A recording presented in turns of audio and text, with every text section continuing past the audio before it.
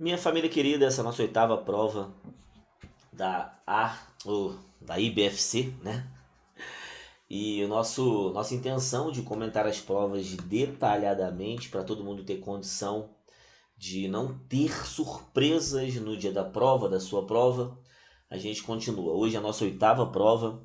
Vamos começar aqui, sem enrolação, vamos partir para o texto. Beleza, cara. O texto abaixo é um fragmento de uma das entradas do diário Carolina Maria de Jesus, importante escritora nacional. Na edição do seu livro, foi completamente respeitado o registro de linguagem por ela empregado, ainda que às vezes contrariasse a tradição gramatical.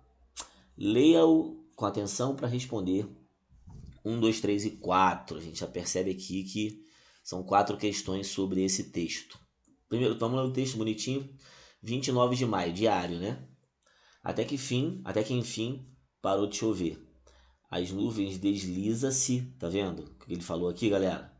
Ela respeitou o registro de linguagem utilizado por ela, embora você tivesse algum deslize gramatical, porque, pô, num diário, né, se você entrega, você não está entregando uma redação para concurso público, você pode cometer deslizes por mil motivos. Então as nuvens desliza-se para o poente. Apenas o frio nos fustiga. E várias pessoas da favela não têm agasalhos. Léo, aqui, segundo a norma, teria que ter assento aqui, teria que ter um assento aqui, né? Quando uns têm sapatos, não tem paletó. E eu fico condoída, vendo as crianças pisar na lama. Percebi que chegaram novas pessoas para a favela. Então, maltrapilhas e as faces estão maltrapilhas e as faces desnutridas.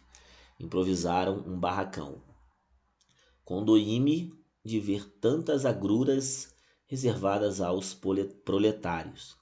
Fitei a nova companheira de infortúnio. Ela olhava a favela, suas lamas, suas crianças paupérrimas, né, que ela falou. Foi o olhar mais triste que eu já presenciei. Talvez ela não tenha mais, talvez ela não mais tenha ilusão. Entregou sua vida aos cuidados da vida. Há de existir alguém que, lendo o que eu escrevo, dirá: isto é mentira, mas as misérias são reais. O que eu revolto é contra a ganância dos homens que espremem uns aos outros como se espremesse uma laranja. Aí, Carolina Maria de Jesus, Diário de uma Favelada, São Paulo, tal. Na passagem acima, Carolina é anunciadora e apresenta ao leitor um recorte da sua realidade. Olha só. De forma objetiva, apontando os problemas que lhe afetam exclusivamente. Cara, ela tá preocupada com os outros, né? Não só com ela. Com parcialidade, explicando todos os problemas por meio de fenômenos da natureza. Ó, ela fala sobre a chuva e sobre nuvem. Mas aí depois não mais, né? Depois a gente não vê mais fenômenos de natureza, não. De modo subjetivo, ou seja, envolvendo a opinião dela, apresentando o caráter empático, ou seja, apresentando a empatia nas suas reflexões e observações. Sim, né? Ela ela se sente mal pelo problema do outro. Então ela nitidamente apresenta empatia, né?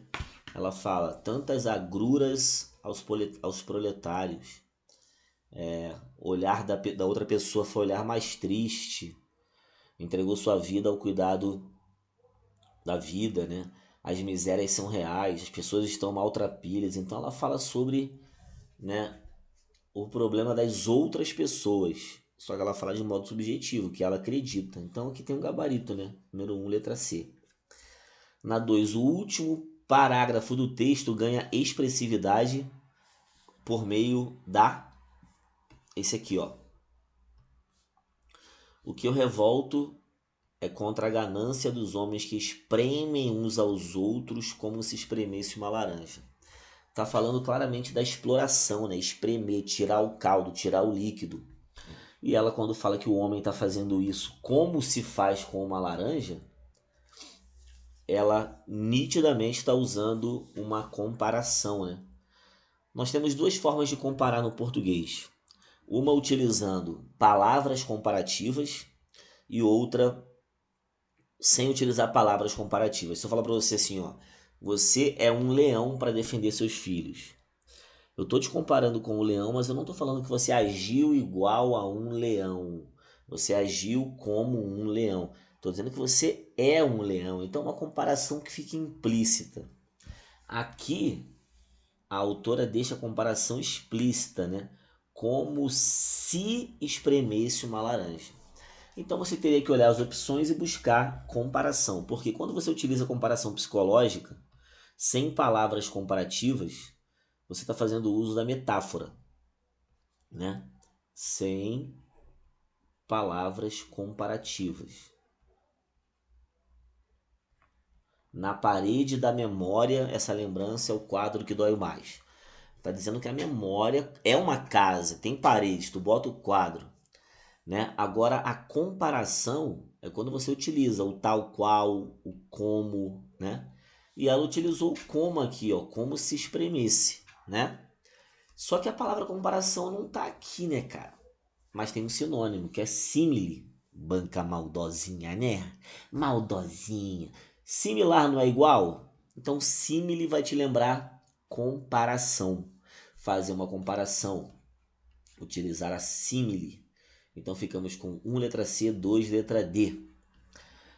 Legal. Entregou sua vida aos cuidados da vida. Observe o uso reiterado do vocábulo em destaque. E aí, a vida aqui, galera, tem o mesmo sentido? Vamos entender. Quando ela fala que entrega a sua vida, as pessoas entregam sua vida aos cuidados da vida, eu tenho a interpretação de deixa a vida me levar. A vida, não a sua, mas a vida de maneira genérica, o mundo, o destino. A vida é a vida dela, que pertence a ela. E aqui você percebe o destino, os cuidados do destino. Então eu não vejo valores semânticos iguais.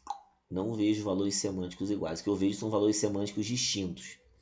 Aí, quando ele fala de mesma função sintática, impossível, tá? Porque o sua vida na primeira ocorrência é complemento do entregou. Quem entrega, entrega algo. Então, o vida é objeto direto do verbo entregar. Aqui já não tem como ele ter a mesma função porque ele está preposicionado. Nesse caso aqui, além disso, além de estar preposicionado, ele está conectado com um nome, não com um verbo. Então ele não tem como ter a mesma função sintática. Então, ó, morreu. Perdão. Distintos, né? Distintos. Quando ele fala mesma função sintática, não, só pode ser a D, né? E o que é classificação morfológica? Classificação morfológica é classe gramatical. E nas duas ocorrências, a palavra vida é substantivo.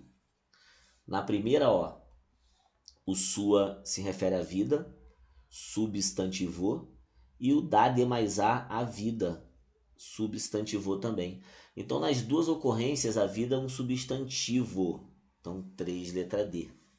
Valores semânticos distintos e mesma classificação morfológica. Ela olhava a favela, suas lamas e suas crianças. Esse suas aqui está conectando relação de posse de quem? É lama de quem? É criança de quem? Da favela, né, galera? Suas lamas, as lamas da favela, e as crianças paupérrimas, né, da favela. A 5 é a nossa última questão. Há de existir alguém que, lendo aquilo que eu escrevo. Família, esses dois verbos, olha só, esses dois verbos, eles têm a sua transitividade. Isso vai definir se eles são transitivos diretos ou indiretos e tudo mais. Só que essa questão tem uma maldadezinha, cara. Uma maldadezinha. Ó, quem lê algo nessa frase. O alguém lê o algo. O algo é representado por esse o. E esse o significa aquilo, lendo aquilo que eu escrevo. Então isso aqui tudo é o que o cara lê. O que o cara lê? O que ele escreve. Só que ele escreve algo, né, cara? E o algo também tá aqui. Ele lê aquilo que ele escreve aquilo. Então esses dois verbos têm complementos sem preposição, porque quem lê algo, e explícitos na frase. Eles não são intransitivos. Eu tenho alguém lendo e algo sendo lido. Os complementos não são preposicionados. Quem lê algo, quem escreve algo. Não tem preposição nessa frase. A única preposição que tem está aqui, ó, que não tem nada a ver com o verbo ler e nem o verbo escrever. E dizer também que um tem objeto direto e o outro indireto é um erro, né? Então, nessa 5, o gabarito é a letra A. A, B, C e D, nós temos cada uma aqui com a sua, né, letra. Que prova maneira! Prova legal, hein? Juro pra vocês, gostei disso aqui. Gostei. Banca foi bem criteriosa, bem exigente, bem gramatical. E a gente que gosta de gramática, né, a gente tem mais a que elogiar mesmo, rapaziada. Então, fechou, né? Nossa 8ª prova, bonitinha. Tamo junto.